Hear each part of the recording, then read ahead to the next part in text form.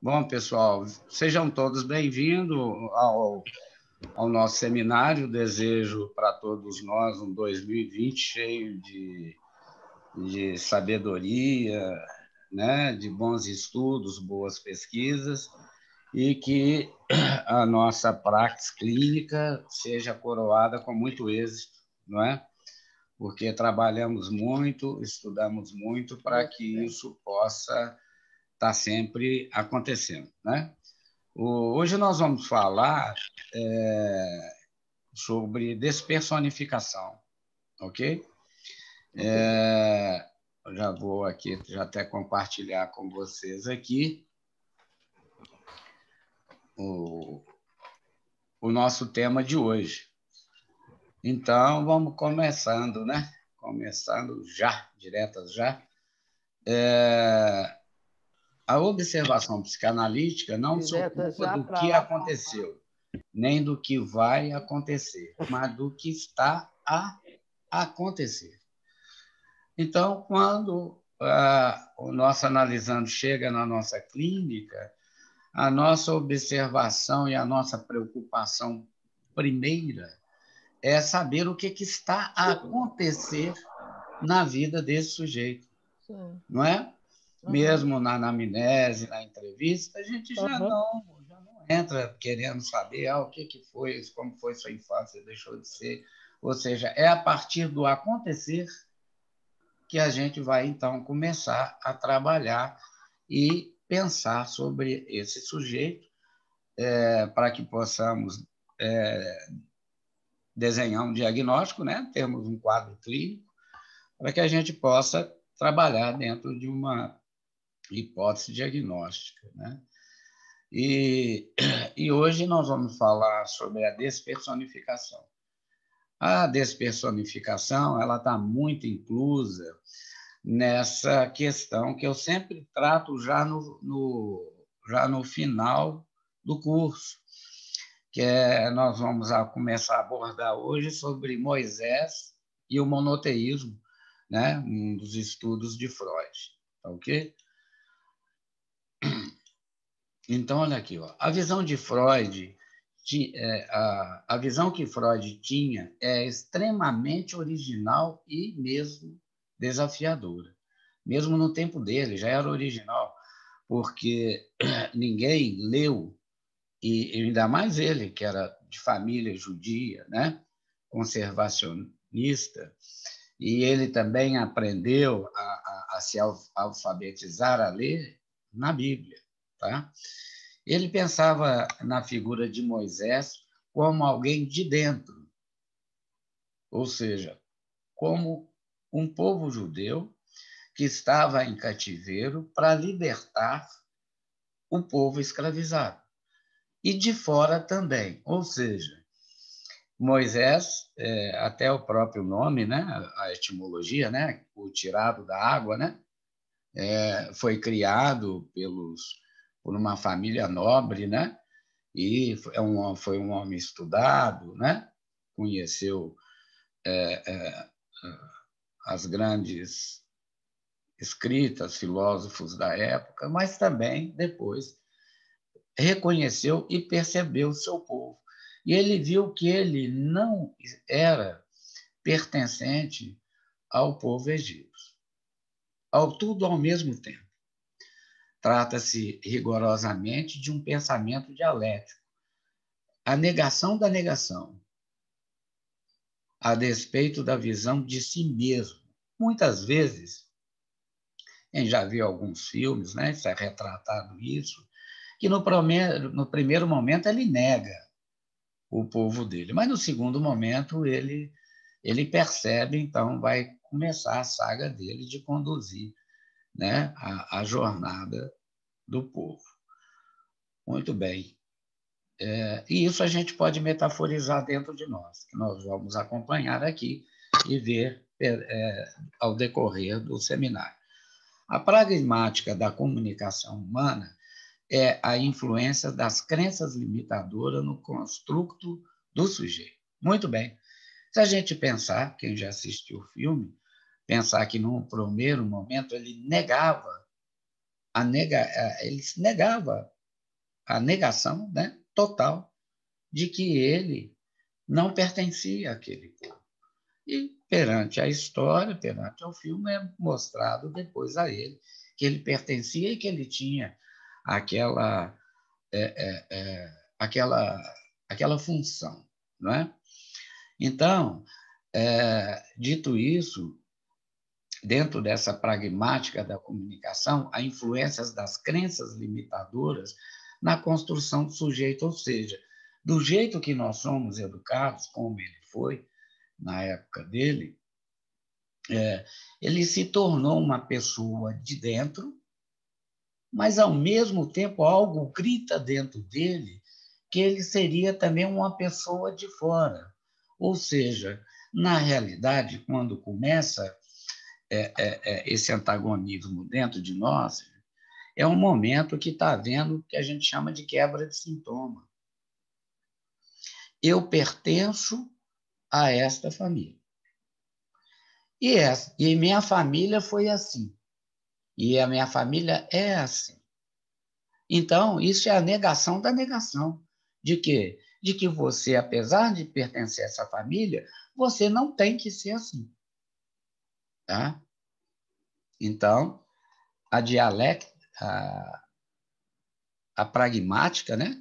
Ela trata de quê? Da semântica, da sintaxe, da morfologia, da fonologia e da fonética, ou seja, quem fala por nós no primeiro momento é quem nos cria, é quem nos vai incutir um superego que pode ser incutido até um superego herege, ou seja, eu passo a negar a negação daquilo que eu não sou, mas não consigo sair disso. Um exemplo, sabe assim, quando a gente é jovem, muito jovem faz isso, quando eu casar, eu vou criar meus filhos diferentes, eu não quero ser igual à minha mãe, eu não quero ser igual ao meu pai. E, posteriormente, ele começa a reproduzir os mesmos sintomas e cria os mesmos distúrbios familiares dentro da nova família dele.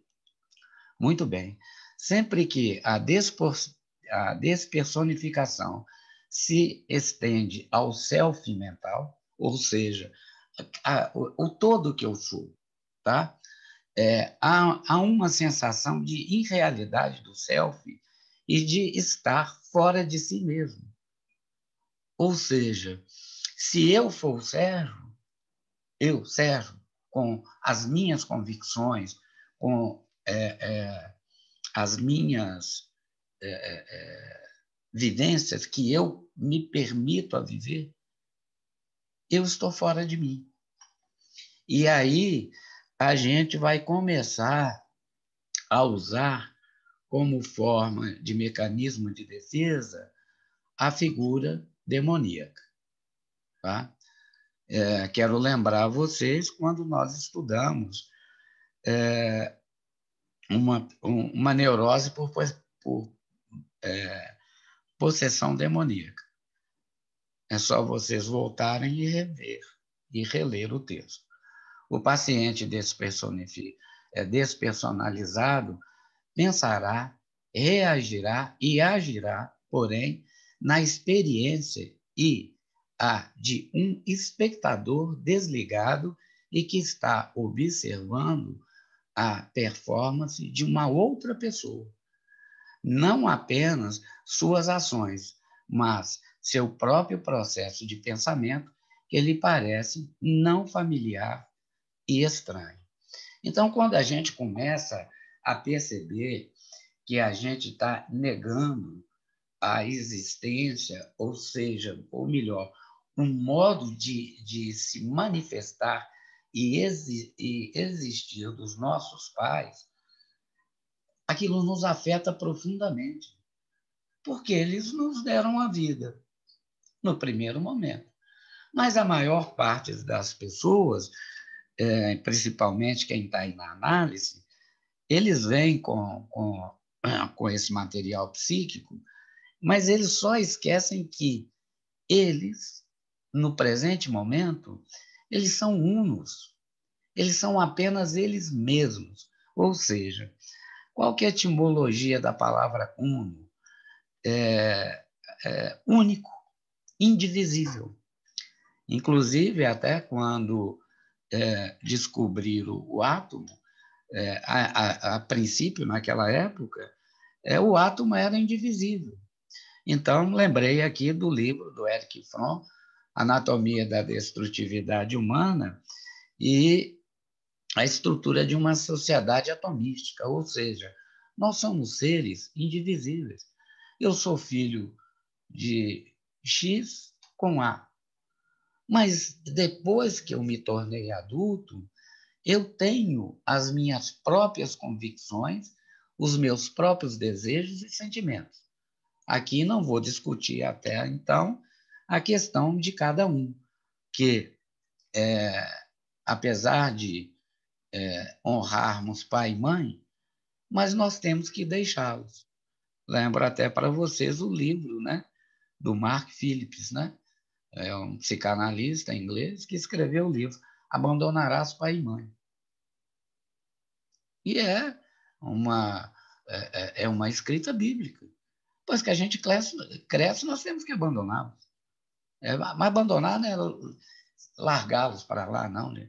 Esse pai, essa mãe, que está dentro de nós, esse pai, essa mãe, é da nossa infância, que nos meteu medo, que nos meteu suas crenças, sem perguntar se a gente queria,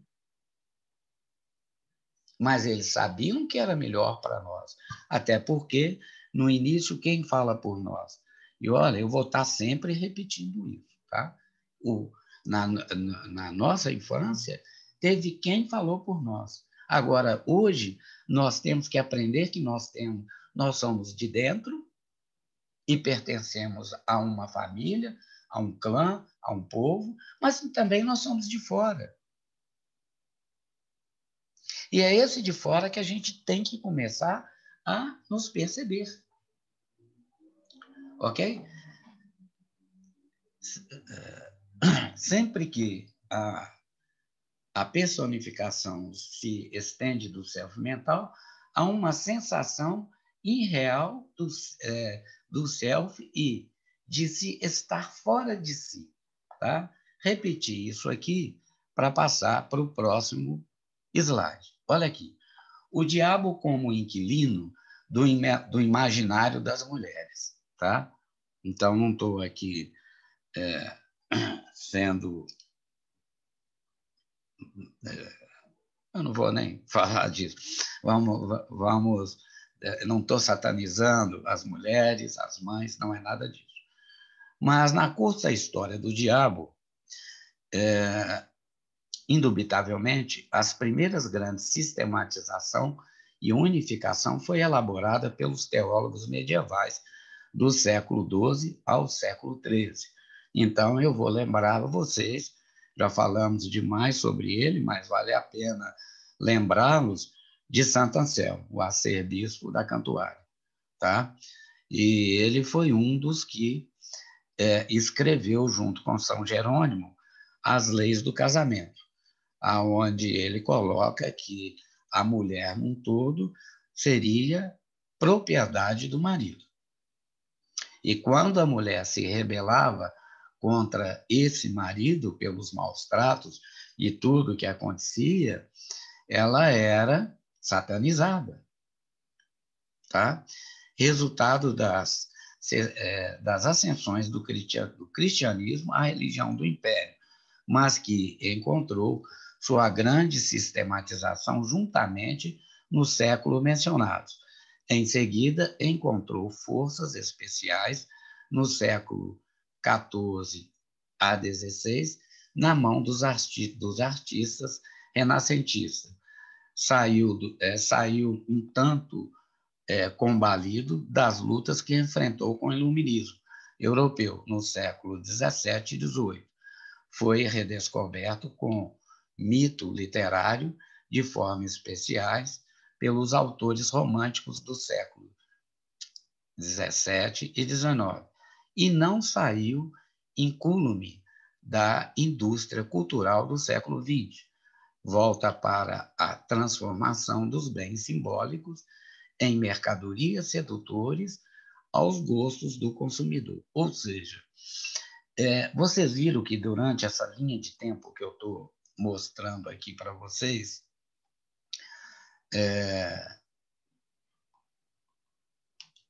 só um minuto, vocês perceberam que essa linha do tempo que eu estou mostrando para vocês são do século, datada do século XII até o século atual, como que isso entranhou no nosso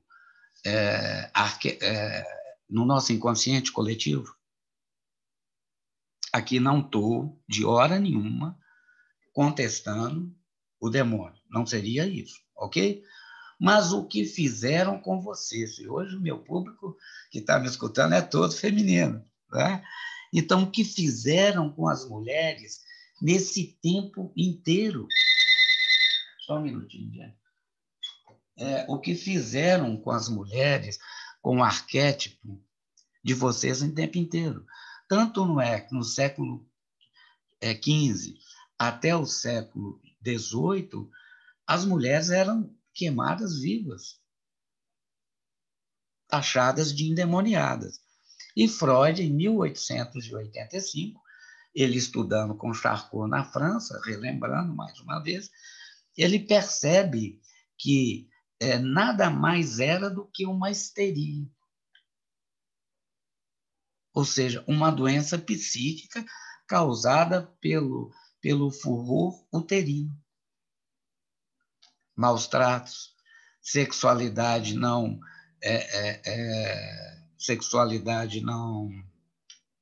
realizada. Agora, vamos pensar que cada mulher dessa teve filho, casou ou não casou, teve filho, pôde criá-lo ou não durante um período, e esse arquétipo foi passado para os outros filhos. E aí vem, durante essa longa linha do tempo. Tá? Então, o que eu vou, é um dos assuntos que eu vou tratar mais à frente, que eu denomino os filhos de Lissa. Quem é Lissa? Quem foi Lissa? Lissa foi uma deusa, uma semideusa grega, que era considerada que quando ela possuía um humano e tinha filhos com ele, e principalmente as mulheres, se tornariam as filhas da loucura.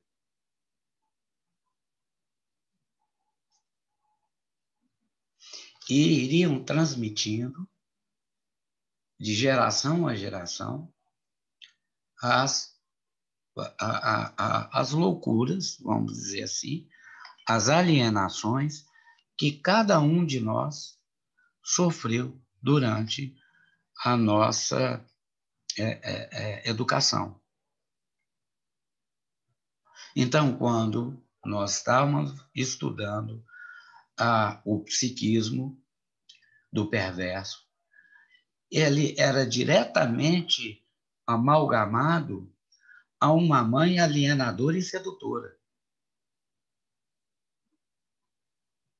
que os deixavam, de que maneira?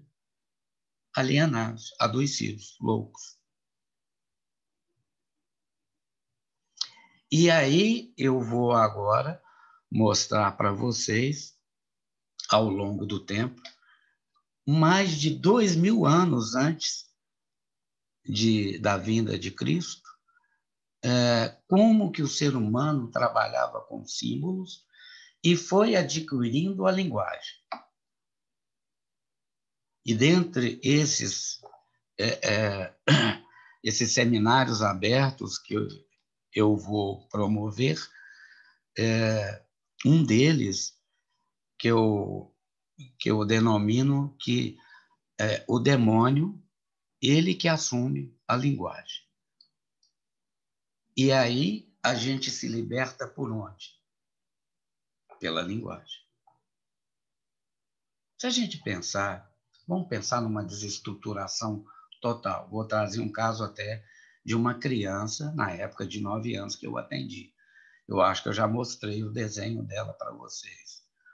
Uma mãe e um pai altamente severos, que tiravam a possibilidade dessa criança de assistir televisão, ir para um parque, brincar.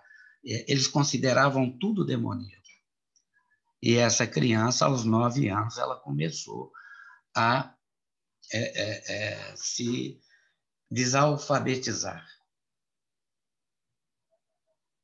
E ela começou, então, a produzir, a se comunicar por forma escrita através de hologramas ou criptogramas, como queiram, ok? Vamos voltar lá, depois eu abro o debate, tá ok?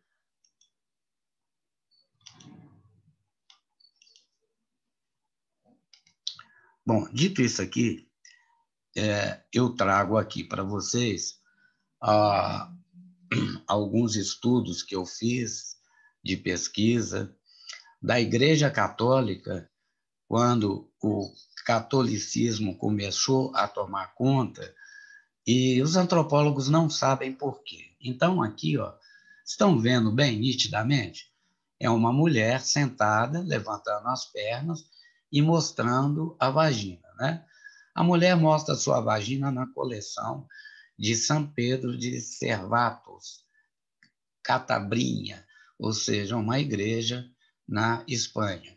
Um grupo de estudiosos debruçou sobre esta e outras esculturas obscenas para tentar entender o que queria a Igreja Católica com essas imagens. Aqui é agora um homem e uma mulher fazendo sexo, tá? Isso ficava na entrada, no alto da porta da igreja. Casal fazendo sexo na capela de São Pedro de Tejada, Ponte Areias, Burgos. Alguns estudiosos do tema dizem que a estátua mostrava o que não deveria ser feito pelos fiéis. Então, vocês estão vendo como é que as melhores demonstrações, as linguagens em formas de desenho ou criptogramas são mais ilustrativas e educativas?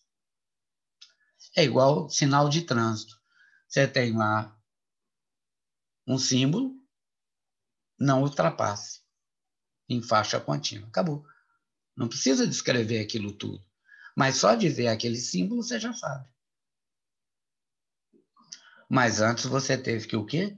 Apreender o que significa aquele símbolo. Então, com isso, eu estou querendo falar para vocês o seguinte, que as primeiras formas pedagógicas de ensinamento eram as imagens.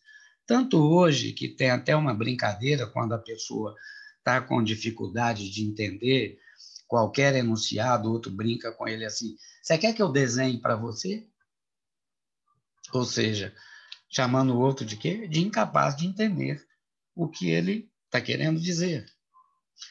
O homem segurando o pênis na colegiata de San Martino e Eliénes, Catabrinha.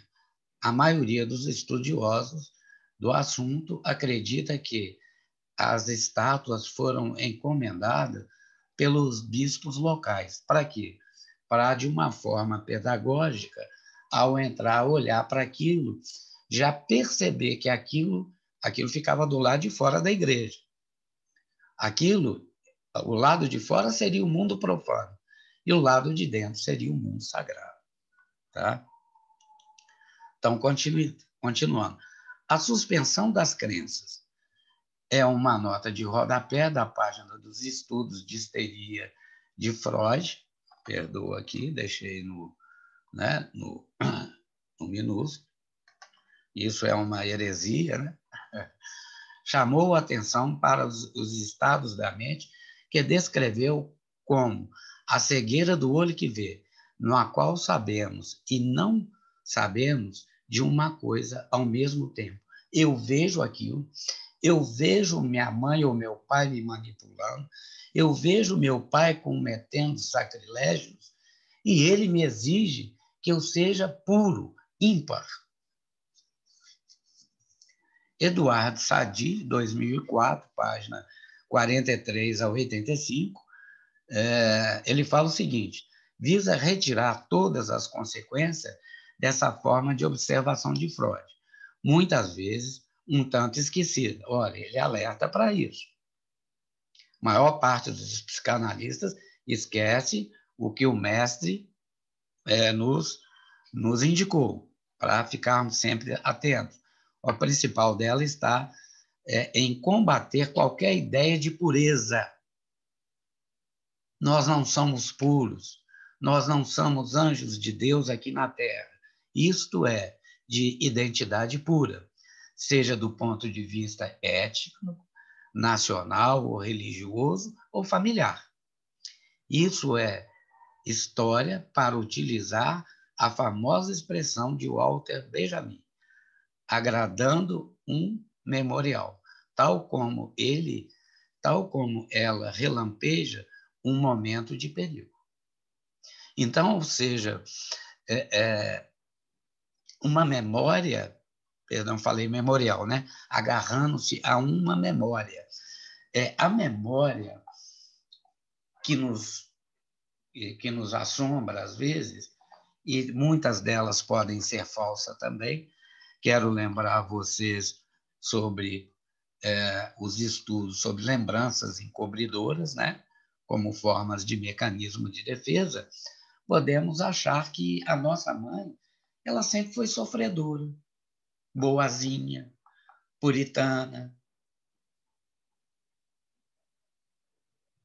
e que talvez o nosso pai fosse o grande carrasco que tornou a vida dela e a nossa vida enquanto filhos o maior inferno da Terra. Então, a gente pode carregar na memória esses relâmpagos que nos tiram e não nos deixa ver a verdadeira realidade. Lembrando, então, que o Freud falou: um interno, um dentro e um fora. Vocês já notaram que muitas vezes irmãos, pai, mãe, eles em casa são de uma maneira e na rua eles são de outra? Eu lembro de um analisando agora aqui, me veio à cabeça. O pai dele era um homem muito duro dentro de casa, era só ele e a irmã dele, e ele exigia muito do filho dele, que era esse analisando. E um dia, ele indo para o consultório do pai dele, o pai era dentista, ao atravessar a rua para entrar no prédio, ele vê o pai dele abraçado, rindo, contando piada com um outro jovem. Então, aquilo matou ele muito de raiva, deixou ele cego, porque ele era tratado com muita austeridade e o pai dele abraçado, andando pela rua, morrendo de rir com outro jovem. Aí há a quebra de sintomas. Aí a gente começa a perceber o de dentro. E perceber como o de dentro reage do lado de fora. Né? Quando eu fiz alguns testes aí com um de vocês, com os protocolos, né? Com a cartografia do inconsciente, é isso que eu estou trazendo aqui para vocês. É o tipo vivencial, como eu vejo uma pessoa se expressando, e depois como é o tipo interno, estrutural. É completamente diferente, não é? Quando o eu encontra-se estruturado, tendo por base um ideal de pureza, tende para uma integridade protetora das eventuais invenções do outro. Então, seu pai não presta, seu pai... Não, que isso, não fala do meu pai não, que não é assim não. Seu pai está te manipulando, que é isso, jamais.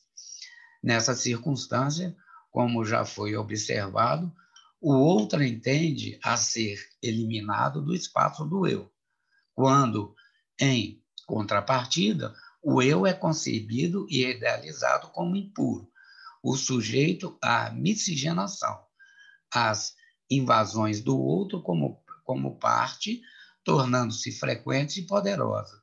E a multiplicidade pode acabar por construir um corpo esquizofrenizado. Disso aqui, no final, eu estou falando diretamente das questões dos trans. A gente vê um homem com siliconado, vestido com roupas femininas, com batom, com maquilagem, unha pintada, se comportando e vivenciando como ele se sentisse a mulher, ou uma mulher, melhor dizendo, seria uma mulher. Mas, perante as ações de tomada de decisão, de procura e de satisfação sexual dele, do parceiro, aí ele se volta a incorporar a sua masculinidade. Estamos falando do perverso.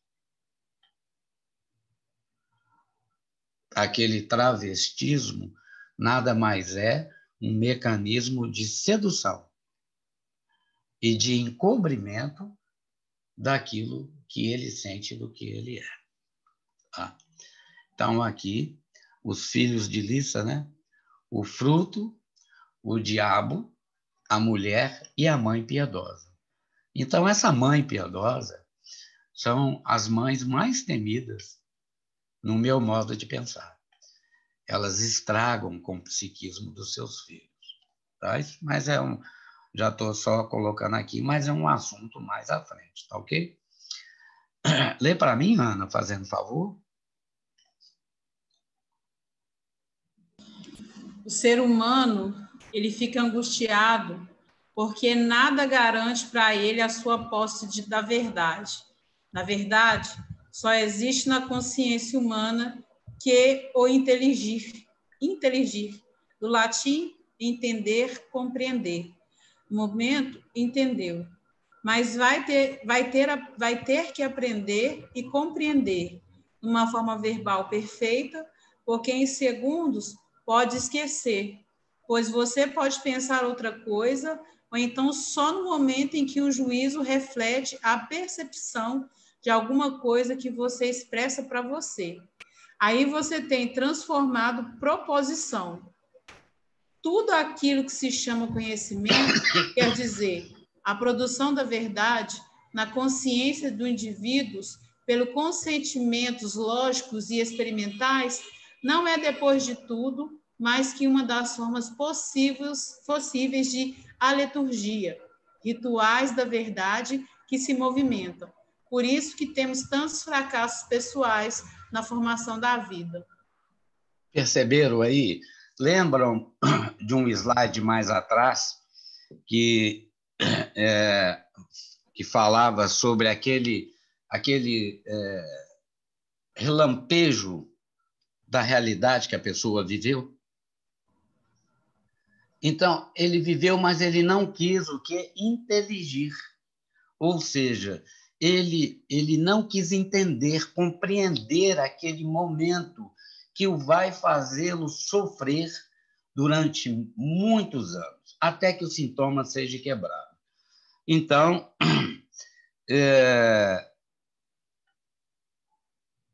há casos que as pessoas vão trazendo para nós, dentro da clínica e na supervisão, que demonstram isso claramente, de percepção do tanto que ela não quer ser igual à mãe ou o pai, e há um sofrimento muito grande dessa pessoa dentro dessa condição dual que eu acabei de falar.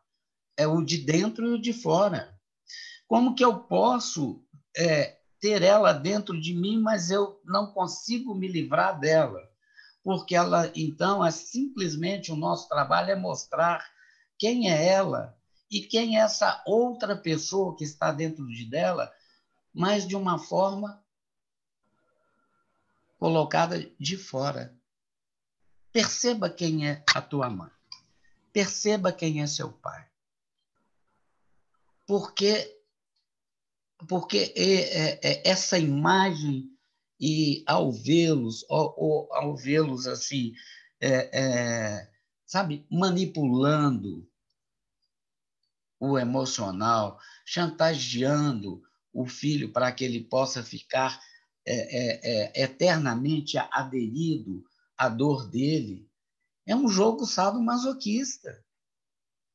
E esse jogo e essa forma de punição, tá, que os pais fazem com os filhos é a pior punição que tem, porque ele vai ficar eternamente preso, amalgamado aquelas questões piedosas. Está vendo como é que eu sou hoje? Eu sofri amargamente na mão do seu pai para proteger vocês. Seu pai é isso, seu pai é aquilo. Eu deixei de viver para poder ficar do lado da sua mãe, sofrendo tudo que ela me fez sofrer para criar vocês. Isso causa uma cegueira imensa.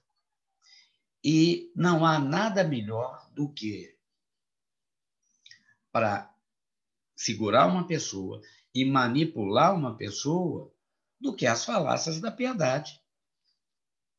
Porque se o outro grita com você, ou há aqueles pais que podem estar dentro desse contexto, desse dito popular, né? Quem come do meu feijão está debaixo do meu corrião. Ou seja, quando você se torna dono de si, fala, quer saber de uma coisa? Ó, esse aí, que na verdade seria um dos melhores pais, ou modelos de pais. Porque ele vai te forçar o quê? A você buscar a tua vida. Ou aquele pai que vira para o filho e fala assim, ó, agora acabou. Você vai viver sobre o sustento do teu suor. Não foi assim no jardim? Não é verdade? Então, agora tu vai ter que trabalhar para sobreviver. E, às vezes, o Éden metafórico, o Éden da nossa família, daquele conforto, estou fazendo faculdade, não tenho que trabalhar, não tenho que preocupar em levantar, patrão chato, eu posso estudar tranquilo. A mamãe agora falou que deixa eu fazer o primeiro mestrado, depois eu vou viver. Esse é um falso Éden. Agora, quando a pessoa se acostuma a esse conforto, mas mesmo nesse conforto ele tem um preço a pagar. Das invasões, das notificações que ele recebe. Ou seja, de uma forma gestual, ou mímica do olhar, ou até de uma forma falada, ou até escrita. Gente, há casos que assim, que é de estremecer.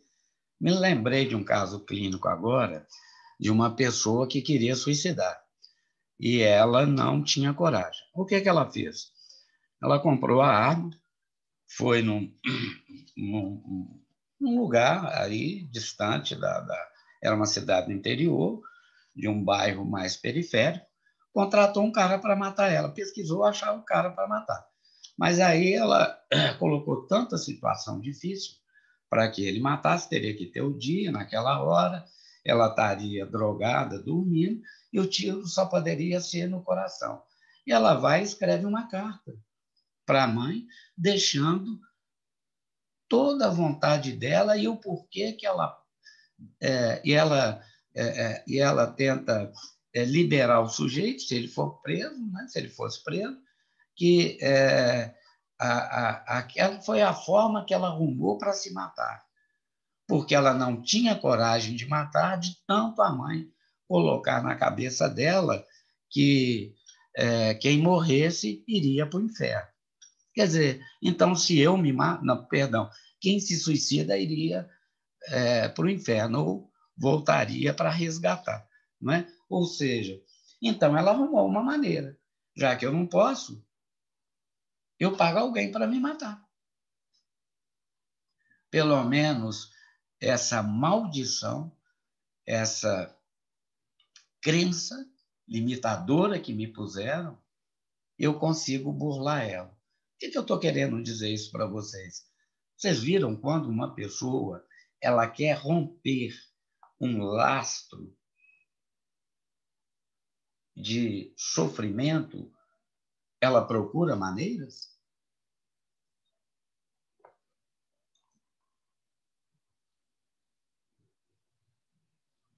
Então, esses fracassos pessoais, eles aparecem em formas de sintomas psicológicos. Aparece no início da infância como temor de estranhos, de animais devoradores, de lugares escuros, de pequenos animais e também dos terrores noturnos. No adulto, no adulto se torna fobia. Essas fobias podem permanecer ativas e outras emergirem como defesa contra a angústia substitutiva da angústia profunda. Ou seja, vou lembrar do caso Hans, o menino de ouro da psicanálise, não é? Ele condensou e deslocou a figura do pai num cavalo. Um cavalo morde, um cavalo da coice, e ele temia o pai dele, né? Então, sintomas somáticos. Se você tem os sintomas psicológicos, imediatamente já é instalado os sintomas somáticos. As fobias são geralmente acompanhadas de alterações fisiológicas, com dores de cabeça, nas costas, tonturas, indisposição estomacal, sudorese, taquicardia, respiração difícil e tremores. Então, agora vamos aqui relembrando o nosso gráfico, né, que eu sempre tenho trabalhado ele com vocês. Relações defeituosas entre pais e filhos na infância. Formam a base da organização patológica do ego. Mas malformação egóica deixa o ego ameaçado pelas exigências pulsionais. Eu adulto, quero buscar uma mulher para fazer sexo, eu quero uma esposa. Está lembrada, Tânia, do caso que você atendeu? Mas, por algum motivo, eu temo ter essa mulher. Que é sentida como angústia ou culpa. Eu não posso trocar mamãe por uma mulher, mas eu quero uma esposa. No caso aí, fazendo analogia com o caso que a Tânia atende. Para combatê-lo, o ego desenvolve, para evitar parcialmente a angústia primitiva. Então, o ego ele vai desenvolvendo maneiras, ou seja, mecanismos de defesa. Conflito interno, o ego permite uma saída disfarçada das funções, em forma de que? Sintoma.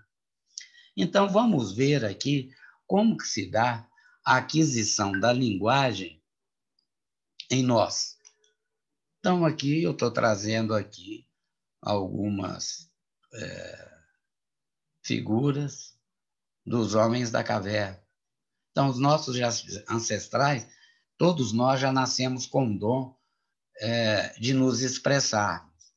E as primeiras expressões são expressões de mímica e, posteriormente, ao desenvolvimento da escrita, da musculatura grossa, a gente começa a fazer desenhos mais fechados.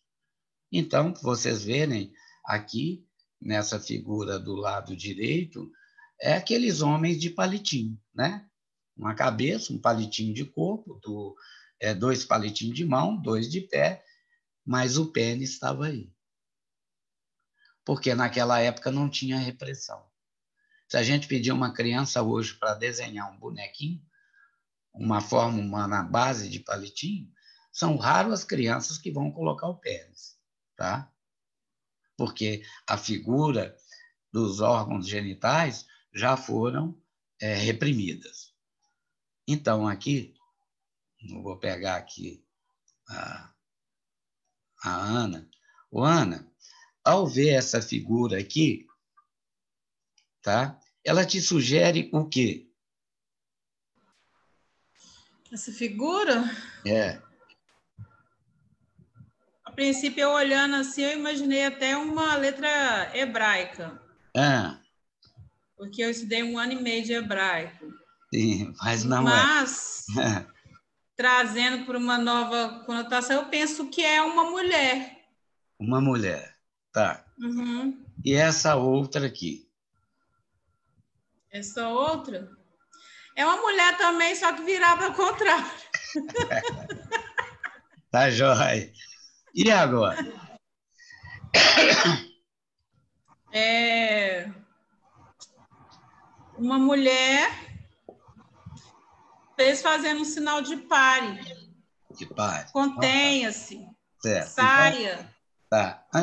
Na antiguidade, antes de desenvolver a língua escrita, né, para poder falar, isso são os sumérios, tá? Eles desenvolveram o criptograma, né? Aqui seria, vamos pensar, a gente lê da esquerda para a direita, ok? Então, isso aqui seria vindo, ok?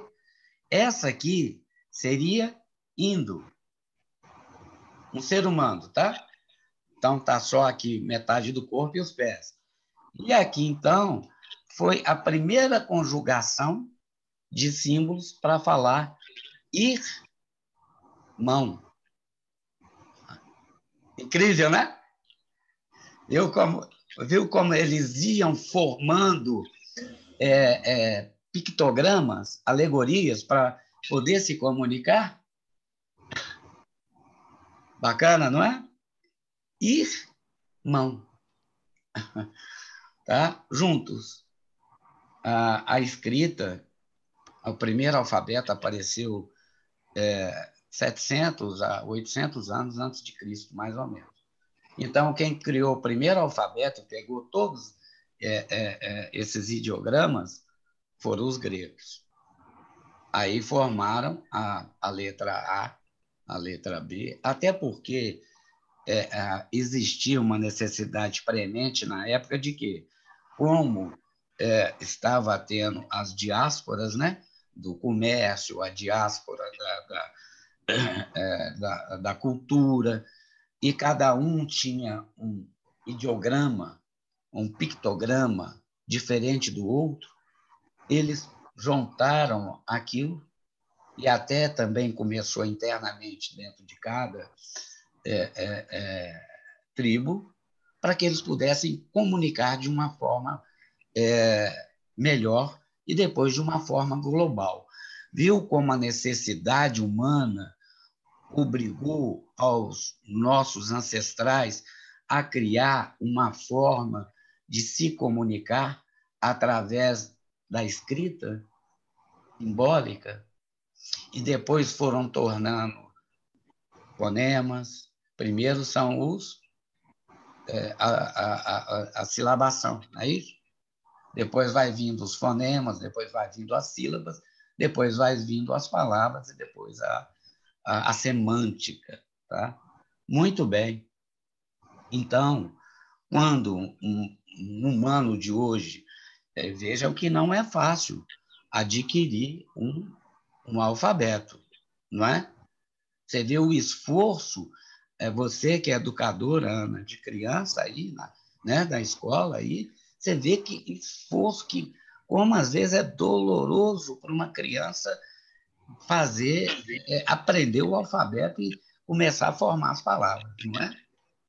Então, agora, eu quero mostrar isso e depois eu vou mostrar o restante vou mostrar apenas parte dessa gravação de uma pesquisa, tá?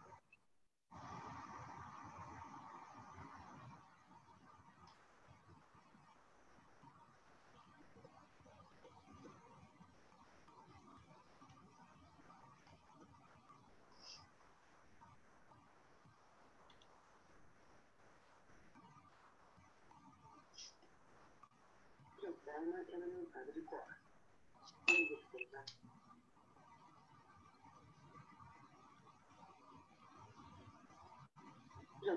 Ela não sabe de cor.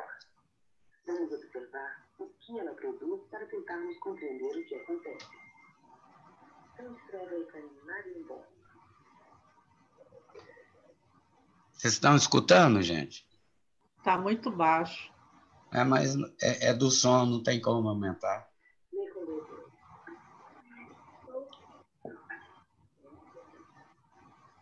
E rinoceronte, você conhece? Não. E dinossauro? Então escreve dinossauro.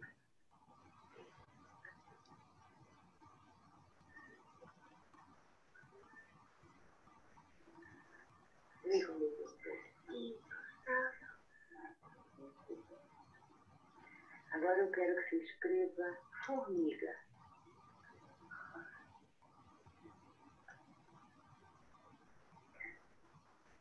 Muito bem, lê com letra. Formiga. Agora escreve camelo.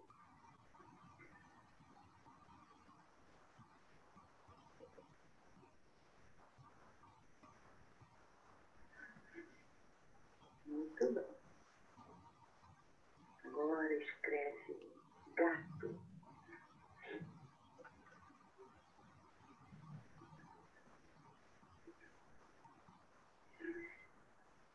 Lê com dedinho. Gato.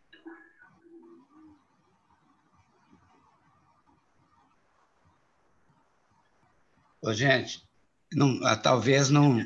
Depois eu vou mandar esse recorte no zap de vocês, tá? Porque eu não sei se o áudio ficou bom. Mas vocês viram que uma criança que está desaprendendo, perdendo o erotismo da alfabetização, como que ela começa a evoluir na escrita? Ela sabe escrever o nome dela, Roberta. Mas determinados animais, ela foi perdendo a capacidade de escrever. Mas por que ela só conseguiu escrever gato? Eu percebi que todos tinham 4 letras. Sim. Ela só consegue escrever 4 letras. Vocês perceberam que ela não consegue escrever os outros animais, como é que chama? Eu vou lembrar que me falhou aqui agora. As vogais, ela só consegue escrever as consoantes. Camelo, né? Qual foi a outra? Dinossauro.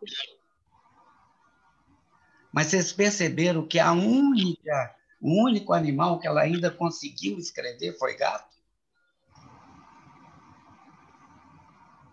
Muito bem, gente. Essa criança, a mãe dela se considerava uma pessoa má, perversa. É o que eu chamo de complexo de bruxa. E essa mãe, assim, jogava ela tanto contra o pai, contra os amiguinhos, contra os primos, que essa criança foi criada com um ódio interno. Vocês viram a expressão facial dela? Vocês viram o olho direito, assim, meio que a tensão nervosa nela para escrever?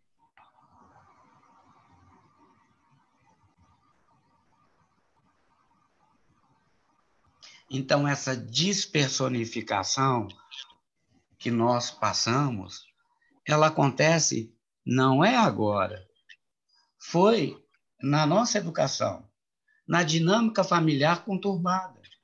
E aí, o que acontece? Isso vem eclodir mais à frente. E tem certas crianças que elas são tão humilhadas, elas são tão espezinhadas, que elas começam a se deteriorar na segunda infância. Foi esse caso aqui que eu atendi.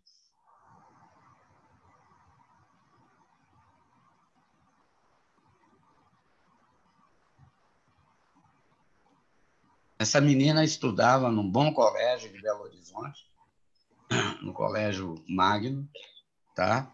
Era uma menina com 10 anos, já estava alfabetizada, segundo as informações, os relatos de papai e de mamãe, e até de quem me indicou a criança, que era a psicóloga da escola. Ao passar do tempo, essa criança estava passando por tanto abuso educacional, aonde ela tinha 2 pais severos, que levavam a seita ou a religião deles, como queiram, evangélicos. Ele era um pastor, e tudo era pecado. E só não podia ter televisão, não podia brincar com os primos, não queria mais deixar ela ir, não deixou ela ir na casa da tia, da irmã da esposa dele, que pegava os meninos, levava para o parque, levava para cinema, né, nas férias, e aí ele desqualificava a tia dela,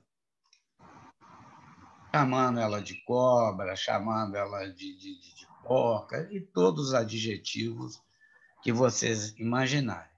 No final, quando essa criança chegou, que eles estavam muito preocupados, que ela estava esquecendo tudo que ela tinha aprendido, até como se escrever, e aí ela não sabia mais escrever, e eu pedi que ela fizesse um desenho da pessoa que ela mais amasse.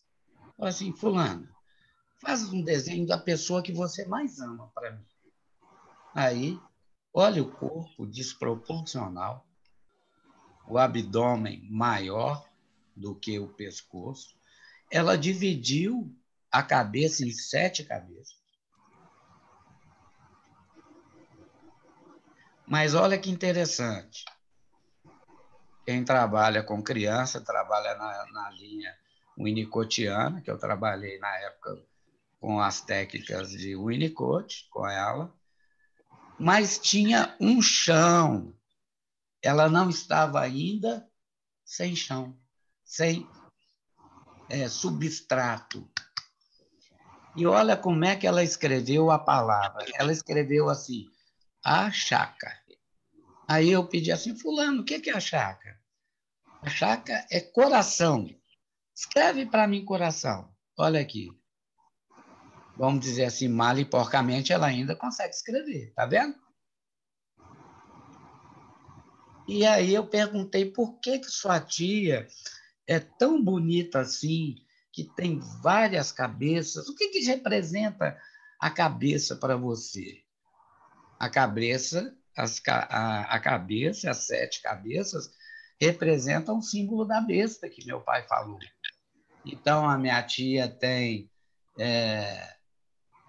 língua de não sei o quê, não me lembro mais, já faz muitos anos, né? Nariz de verruga, como se fosse a bruxa, né? Toda criança, quando vê aquelas bruxas de desenho animado, tem, né? Uma verruga, nariz, nariz de não me lembro de quê, e aí por aí foi, língua de cobra, boca de gavião. Eu acho que eu pus o desenho aqui ao contrário, só um minutinho. Porque aqui talvez a gente vai conseguir ler melhor.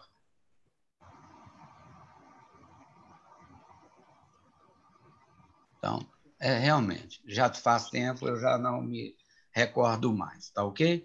Então, aí eu estou mostrando para vocês que nós, enquanto infância, quando a gente começa a ter o poder da aquisição das palavras, do alfabeto, e esse alfabeto, ele vai nos dando uma liturgia e vai nos tornando alitúrgicos, ou seja, o que está acontecendo conosco, gente, nada mais, nada menos do que adquirindo a pragmática da comunicação humana e as influências das crenças limitadoras na nossa construção. Então, a Ana é alfabetizadora, ela sabe disso. Se eu mostro uma coisa para uma criança e, melhor falando, eu falo uma coisa para uma criança, mas não mostro, eu falo assim, boneca, fala boneca, boneca, boneca. Ela pode até gravar a boneca, mas depois que ela tiver um pouquinho mais velha, assim, o que é uma boneca? Se ela nunca viu uma boneca. Não é verdade, Ana? Ou seja, precisamos de mostrar lápis, lápis, lápis, lápis. O que é um lápis? Pega um lápis. Tem vários objetos aqui na mesa. Pega um lápis e me mostra. Vocês viram que aquela menina, Roberta, ela já tinha adquirido a linguagem. Então, ela sabia o que era rinoceronte, o que era... Não, ela não sabia o que era rinoceronte, o que era dinossauro, não é isso? O que era camelo, mas não sabia mais escrever. Então, quando a gente é imbecilizado, infantilizado pelos nossos pais, como que nós podemos entrar no mundo da linguagem escrita? Mas ela, na linguagem falada, você conhece dinossauro? Dinossauro eu conheço. Então escreve dinossauro para mim. Ela só deixou de escrever a palavra dinossauro. Mas ela sabia o que era um dinossauro. Mas ela não sabia o que era um rinoceronte. Interessante, né? Então, é aí que começam as nossas pesquisas, tá ok? Tânia, lê para mim, fazendo favor. Na representação simbólica ou discriminação entre o símbolo e o simbolizado, o ego se diferencia do objeto e, em consequência, discrimina entre o objeto original e seus substitutos, assim como entre o continente C e os conteúdos C2. Veremos mais adiante que a equação simbólica provém de identificações projetivas do ego do interior de objetos parciais não destruídos ou psicóticos. O pseudo-símbolo de identificações projetivas do ego no interior de objetos parciais menos destruídos ou não psicóticos, e a representação simbólica de identificações introjetivas dos objetos totais no interior do ego. Quanto ao que se refere à linguagem verbal, sabemos que só é utilizada em sua verdadeira dimensão de representação simbólica, na posição depressiva, ou seja, como comunicação verbal. Nas posições intervém a alteração verbal pela qual o ego confunde, em uma equação simbólica, as palavras com os objetos que elas representam. Perceberam aí? Então, Tânia, no caso do seu analisando, ele queria uma esposa, não é isso? Mas ele não queria uma mulher. Ele queria um símbolo.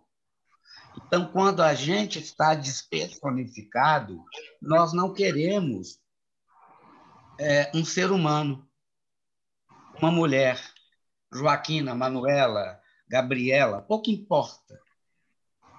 Eu quero uma mulher. Não, ele quer um símbolo. Eu quero uma esposa. Como que eu chego a transformar a mulher e me transformar também para que nós possamos nos tornar símbolos? Símbolos de quê? Marido e mulher. Isso demanda de uma estruturação emocional bem estabilizada. Ana, aquele rapazinho que você atendeu, não é? Que ele achava que ele era... primeiro era homem, depois achou bi, não era isso? Quer dizer, assim, ele se apropriou dos símbolos internos, do continente, ou seja, quem fez o continente nele, ou seja, colocou ele dentro de um sítio, um perímetro, colocou na cabeça dele que existia hétero e não hétero. Mas ele não foi colocado na questão dele a questão assim de ser humano. Então, é muito complicado trabalhar na clínica quando o sujeito chega apenas com símbolos dentro dele. Então, Sandra, lembra daquele caso que você trouxe da filha?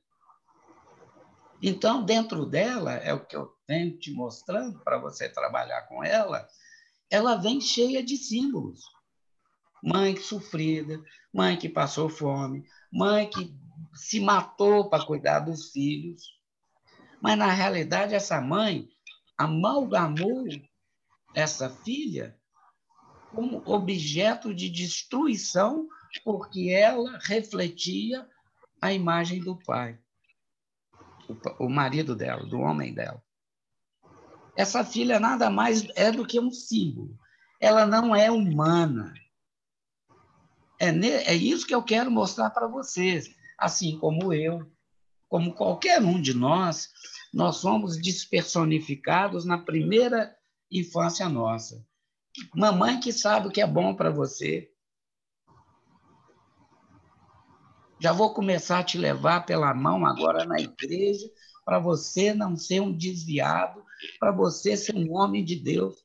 Mas será que precisa dessa pedagogia do terror?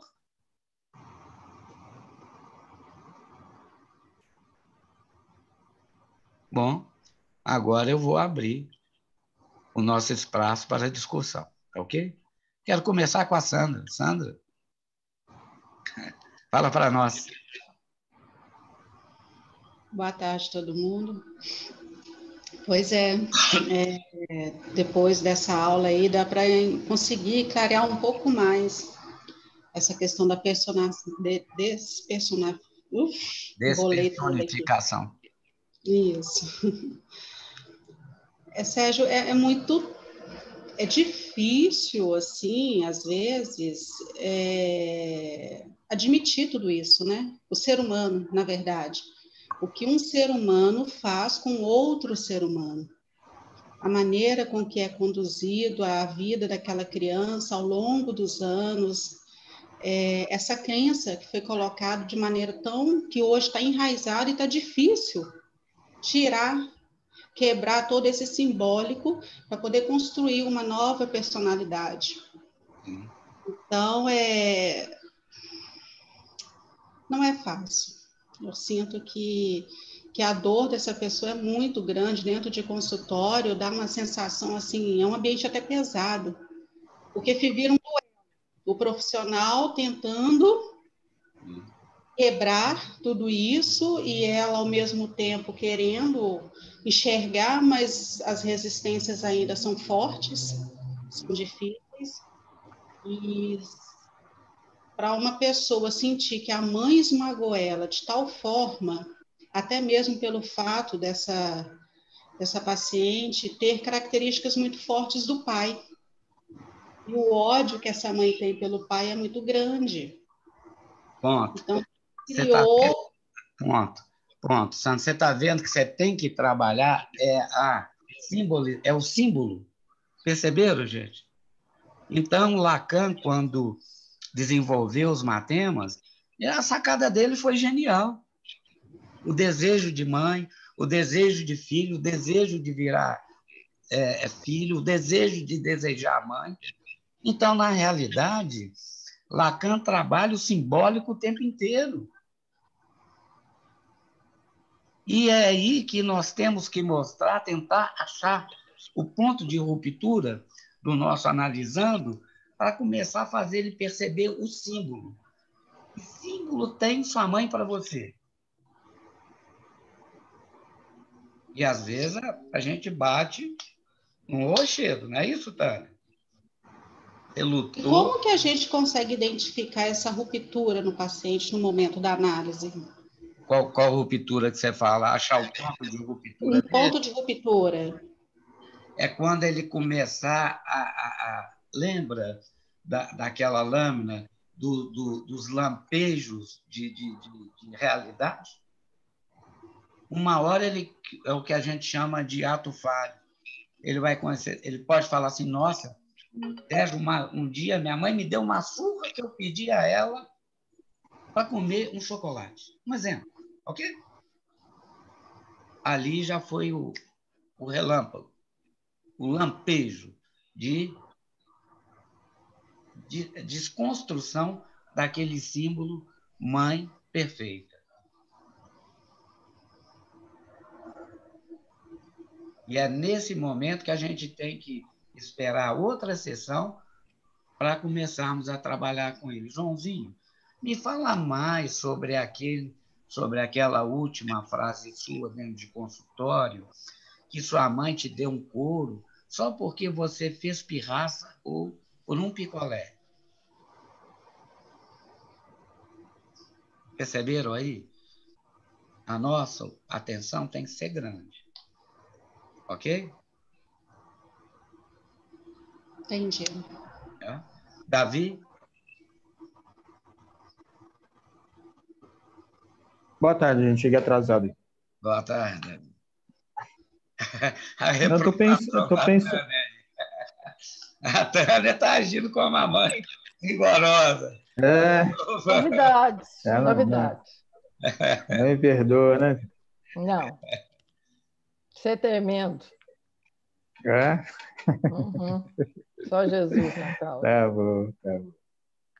Mas eu estou pensando aqui, eu estou trabalhando com uma senhora que ela tem muito problema no casamento. Ela fala assim, a desgraça da minha vida é o casamento. Aí um dia eu estava conversando com ela e ela falando assim, sobre as razões lá do marido, que o marido é isso, é aquilo outro. E aí ela falou comigo, falou assim, mas aí por fim eu tomei coragem e falei isso com ele. Aí eu perguntei, deu resultado? Ela falou, deu, mas eu me senti muito mal, porque eu não fui a mulher que Jesus quer, a esposa que Jesus quer que eu seja. E aí eu fiquei pensando com ela, a gente trabalhou depois toda a ideia, por que o conflito dela no casamento, que ela tem essa ideia de um símbolo de esposa, mas ela nunca perguntou para o marido dela que esposa que ele quer. Aí quando ela retruca, quando ela é firme, quando ela dá uma palavra, né, não questionando, mas se opondo a uma das tantas loucuras dele, ele muda. E aí quando você falou da questão do símbolo, eu acho que a gente tem muita dificuldade assim, de entender essa relação entre o símbolo que a gente tem introjetado e as realidades que a gente vive. Isso. Quando elas se chocam com esse símbolo, a gente se perde.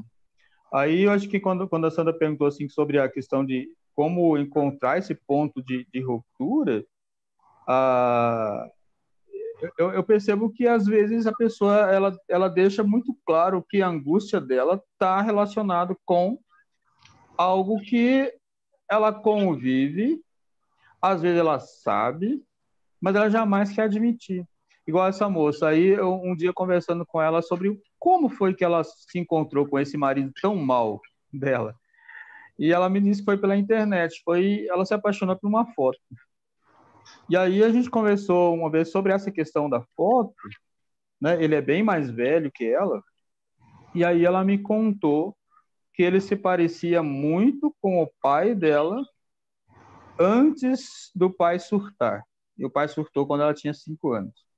Então, imagina só que o pai bondoso, carinhoso, aquele pai amoroso, de repente surtou e nunca mais foi o mesmo.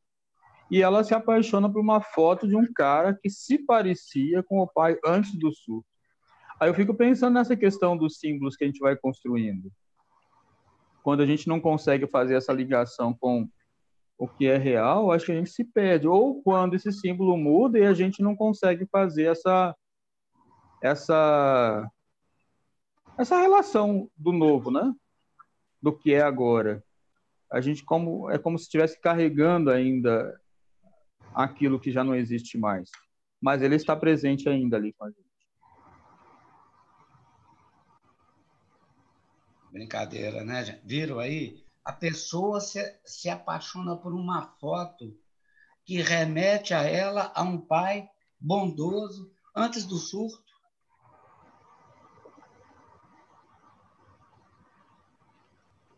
Então, que. E ela hoje, Sérgio, assim, ela não separa porque a mãe não separou. Então, o marido dela diz ela que ele é muito grosso, que é muito ruim, que é mal educado, que é uma série de coisas. Mas a mãe foi capaz de segurar um casamento até a morte do pai, não se separou. Então, ela não pode se separar. E eu achei tão interessante, Sérgio, que na última, acho que foi ontem, a última sessão, que ela, quando eu pontuei essa questão, né, se ela estava tendo dificuldade de ir além da mãe, né, de que ela tem que repetir a mãe, e que ela casou para repetir exatamente a história da mãe, nessa relação com o pai doente, com o pai surtado. E aí ela falou assim, sabe, agora eu estou pensando que talvez ele esteja procurando em mim, né, alguma coisa da mesma forma que eu estou procurando nele. Ou seja, aí ela começou, depois ela falou assim, aí na próxima eu quero conversar com você sobre a mãe dele.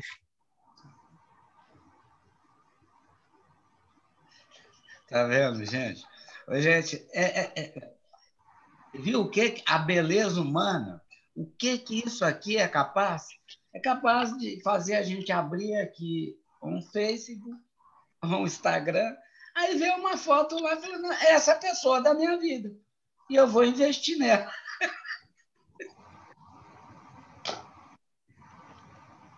A vida é isso. Agora, mas a vida é mais do que isso. Quando a gente corta esse enterro. Então, lembrando a saga de Moisés, Moisés levou 40 anos para achar que sabia tudo, depois mais 40 no deserto para entender, aprender que nada ele sabia, e depois mais 40 para aprender. É a cabala, né, gente? Não vamos ficar aqui tentando falar de 40, né, 80, 120, não é. A questão em números é outra coisa, né, quando a gente vai pesquisar no livro de números. Mas aí é que eu quero que vocês compreendam. Às vezes a gente leva um bom tempo para aprender. Depois a gente vai entrar naquele que a gente chama entrar no período sabático, querer destruir tudo aquilo que a gente aprendeu, não é?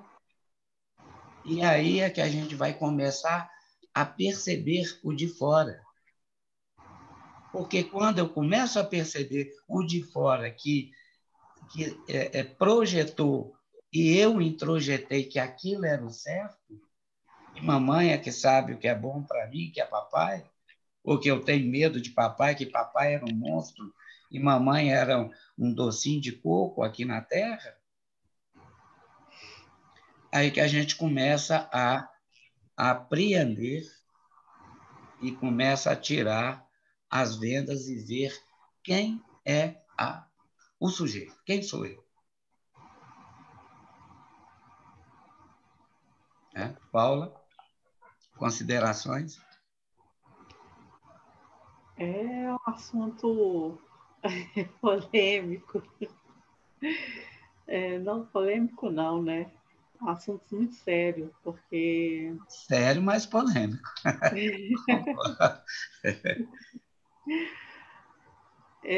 o adulto começar a se enxergar, a ver as suas dificuldades, a aceitar e compreender o que se passou na infância e trabalhar isso. É um trabalho desgastante, vamos dizer assim, porque não é fácil você trabalhar o que foi incutido, o seu sofrimento, a sua angústia que você traz de infância. Até porque, se foi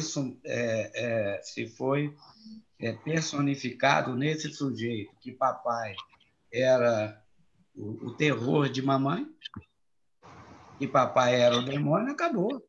Olha o Édipo aí. E é muito sofrido a gente, não é? Quebrar esse simbólico. Não é? Tânia, considerações? Não, o professor, realmente assim, é muito polêmico, é muito, não sei, assustador. Assusta. E eu me vi o tempo todo nessa história aí. Entendeu? Eu me vi nessa história porque, assim, a minha mãe falava comigo assim, se você sair para estudar fora, eu morro. Eu não saí para estudar fora. Eu fiz a faculdade aqui em Sete Lagoas. Tá vendo? Depois de muitos anos é que eu fui fazer faculdade fora. Meu pai me mandava sair, minha mãe me chantageava.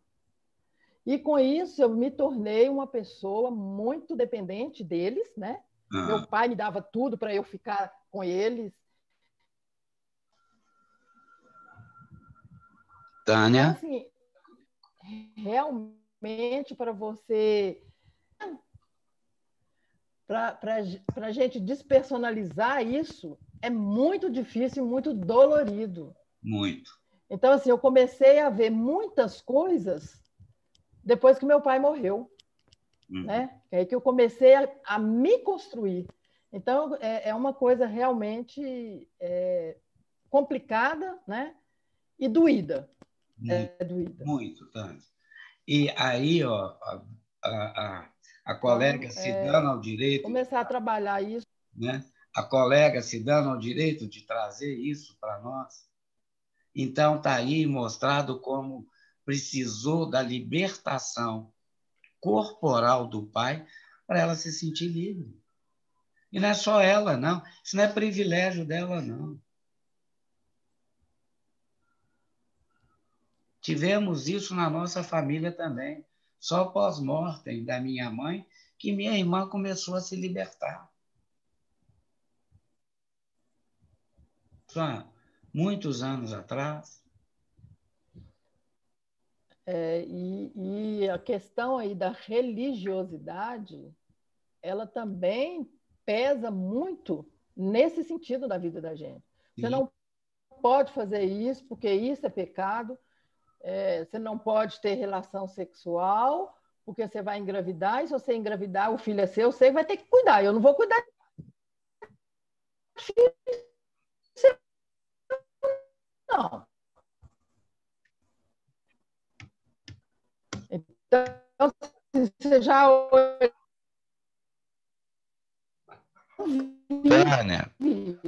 Tânia, a internet está congelada. Não tem uma vida. Não estou falando que você... A imagem foi até assustadora. Congelando, não está? Isso é Davi. Isso é Davi. Calma! Tem crise. Tem crise. Mas por que a minha imagem te congela? Não sei, uai. Não sei. Eu sei que está me congelando aí, porque não tem condição um negócio desse, não, pô. Só olhar para Davi, o negócio trava. Trava não, Davi. Vai fora. Aí, Sérgio. Aí, é o C, Davi. É a simbolização. Do rei Davi. Foi Davi. Aumenta o valor da análise.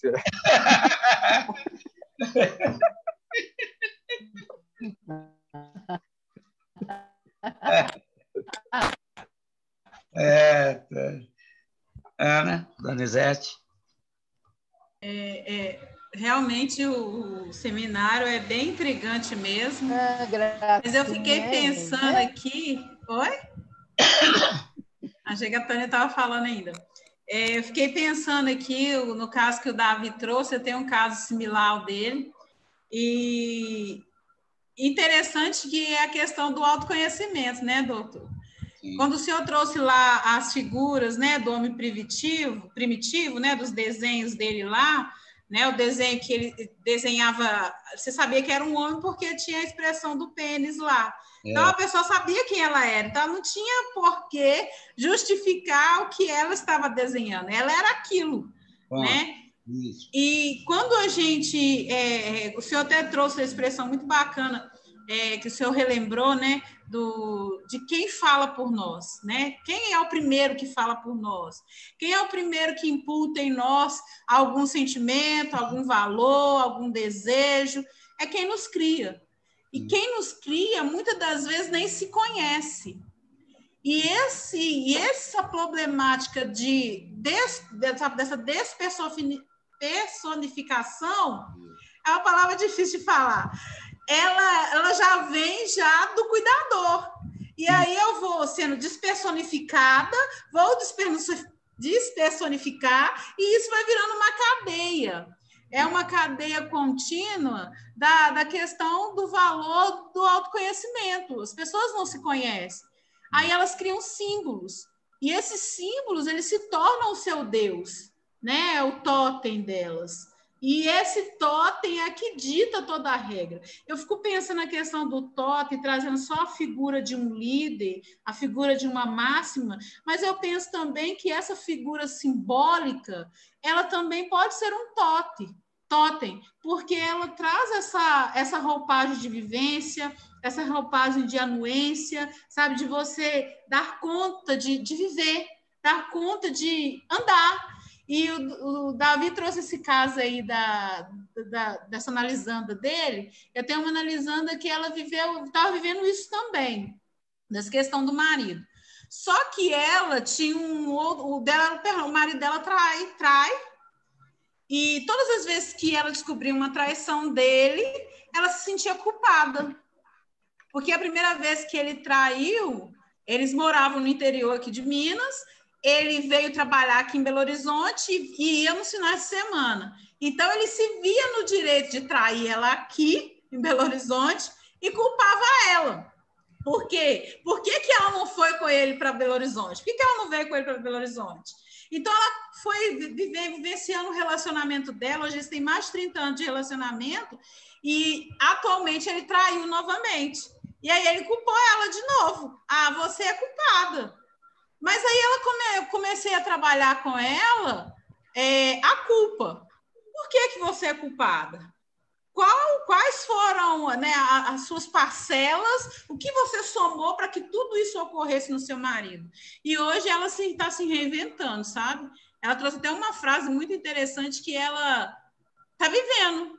Ela não interessa mais se ele vai estar com ela. Ela quer viver. Ela quer nortear a vida dela, ela quer correr atrás do prejuízo, vai tirar carteira agora, ela está estudando. Você está vendo, no seu caso e no Davi, que quando a importância do nosso trabalho, quando a gente mostra a mística da simbolização que a pessoa carrega, você é burro. Você nunca estudou porque você é burro, você não é inteligente. Você vai escutando aquilo, vai escutando. Você é que é culpada da traição e a pessoa vai engolindo aquilo. E aquilo vai amalgamando com o tempo. Aquilo vira uma amálgama. E ela passa a simbolizar e se ver no quê? Em um fracasso de mulher. Por isso que meu marido tem que arrumar outras. Mas eu não largo ele. Porque se eu largar ele, quem vai me querer? Só que agora ela está vendo que ela não está jogada pelas traças, né? É isso. Ela está recebendo convites, ela postou uma foto lá no Facebook e choveu elogios. Vai aparecer vários caras querendo conversar com ela. E aí ela viu que ela não é um trapo de mulher, mas que ela é uma mulher valorosa. Isso. E ela já está querendo dar linha no homem. É isso aí. É, você está pervertendo a mulher. Não, é ela sozinha. Culpa da pastora, hein? Ainda bem que você culpou a pastora, não a psicanalista, né? Olha isso, olha inteligente. Davi é inteligente, cabeça feia. Oi, gente. Estamos encerrando o nosso assunto hoje aqui. Os próximos a apresentarem o caso na outra, daqui 15 dias, né? Eu vou chamar o Davi e a Ana, tá ok, Ana? Para trazer esse caso ou algum outro. E você também, Sandra e Tânia, qualquer coisa que vocês relerem, pensarem, quando estiverem estudando o caso clínico de vocês, também vai haver espaço para falar, tá ok? Vou terminar o material didático, mando essa primeira parte, para que depois, mais 15 dias, eu passe a segunda parte dele, tá ok? Mas para casa, vamos brincar assim, eu vou pedir para vocês lerem relerem Totem e Tabu, tá? Do capítulo 4 para frente, tá, gente? Do 4 para trás, para o início não precisa não, tá? E principalmente o capítulo 4, esse é importantíssimo, para que a gente possa compreender, e também ler Moisés e o monoteísmo, tá ok? É um livro pequeno, mas para que nós possamos avançar nesse estudo nosso da psicanálise. Professor Sérgio, o Totem Tabu é qual volume? 13. 13? Obrigada. Capítulo 4. 13. Uhum. Totem Tabu. Tem outro livro para ler também? Sim. Monoteísmo? Moisés e o monoteísmo. Mas são partes de livros pequenos. Tá? Ok?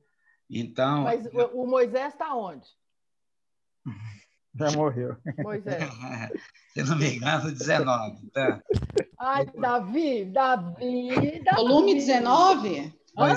Moisés e o monoteísmo. 19? No volume 19. Isso. O Totem Tabu, eu tenho certeza que é o 13, mas o Moisés... Não, é o 13. Ah, não, tá aqui. Tá aqui. Certinho? Moisés. Certinho. Então tá, minha cabeça... É o 23, filho. 20... Moisés é o 23. Não morreu ainda não, tá? Tá jóia. A gente, então, até o próximo encontro. Davi e Ana trazendo um resumo desses dois casos, tá ok, Davi? De hoje. Sérgio, essa data eu acho que eu falei contigo, eu não vou estar aqui, não. Não, você vai viajar. Ô, Sandra, então... lá, estava demorando. André e Sandra. Ele é chique, ele vai viajar para a Argentina.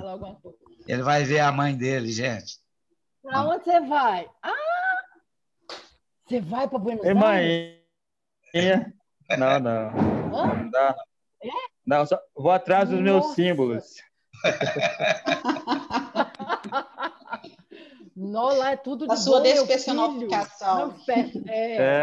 Vê se eu me reconstruo. Forte abraço para vocês. Até. Você também, gente. Davi, boa viagem. Depois. Mas a gente se fala, né? Tá bom, obrigado. Tá, obrigado, sim. Tchau, gente. Tchau. Moisés, eu vou ter que ler todo? Todo? É pequenininho. É pequenininho? Tá bom. Qualquer coisa você lê o Pentateuco. Ô, Davi, vai passear, vai? Não esqueça, Obrigado, tá? obrigado. Vai direito.